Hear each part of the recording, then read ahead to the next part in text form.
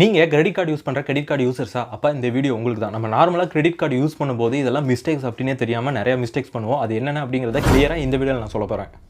So பேசிக்காக இப்போ நீங்கள் ஒரு கிரெடிட் கார்டு யூஸ் பண்ணுறீங்க அப்படின்னா நிறைய பேர் என்ன பண்ணுறோம் அப்படின்னா அதில் நிறைய நம்ம டிரான்சாக்ஷன் பண்ணோம் அப்படிங்கிற ஒரு காரணத்துக்காக அன்வான்டாக நிறைய டிரான்சாக்ஷன்ஸ் பண்ணுறாங்க. ஸோ நீ கிரெடிட் கார்டை பொறுத்த வரைக்கும் நீங்கள் உங்களுடைய பேரில் இருக்க ஒரு கிரெடிட் கார்டை எடுத்துகிட்டு போய் ஒரு இடத்துல ஸ்வைப் பண்ணுறீங்க அப்படின்னா அந்த எக்ஸ்பென்ஸ் உங்களுடையதானது மட்டும்தான் கணக்கெடுக்கப்படும். ஸோ நிறைய பேர் என்ன பண்ணுவாங்க, நம்மளோட ஃப்ரெண்டுக்கு கொடுப்பாங்க, இல்லை ரொட்டேஷனுக்காக இன்னொரு இடத்துல ஸ்வைப் பண்ணிட்டு கேஷாக வாங்குவாங்க.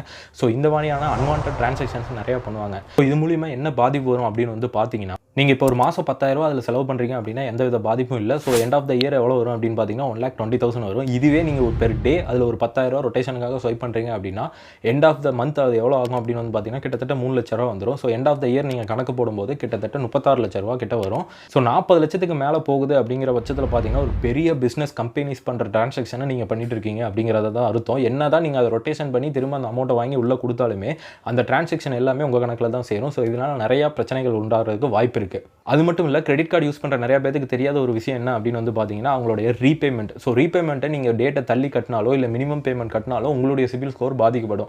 இதை நீங்கள் நம்பலை அப்படின்னா உங்களுடைய சிபில் ரிப்போர்ட் எடுத்து பார்த்தீங்கன்னா உங்களுடைய கிரெடிட் கார்டு டிரான்சாக்ஷன் பற்றின மொத்த டீட்டெயிலும் அதில் இருக்கும். நீங்கள் ரீபேமெண்ட்டில் எப்படி பண்ணியிருக்கீங்க, டியூ டேட்டை தள்ளி பண்ணியிருக்கீங்களா, கரெக்டாக பண்ணியிருக்கீங்களா அப்படிங்கிற மொத்த டிரான்சாக்ஷனும் இருக்கும். ஸோ இந்த விஷயம்லாம் தெரிஞ்சுட்டு கிரெடிட் கார்டை ரொம்ப சேஃபாக யூஸ் பண்ணுங்கள்.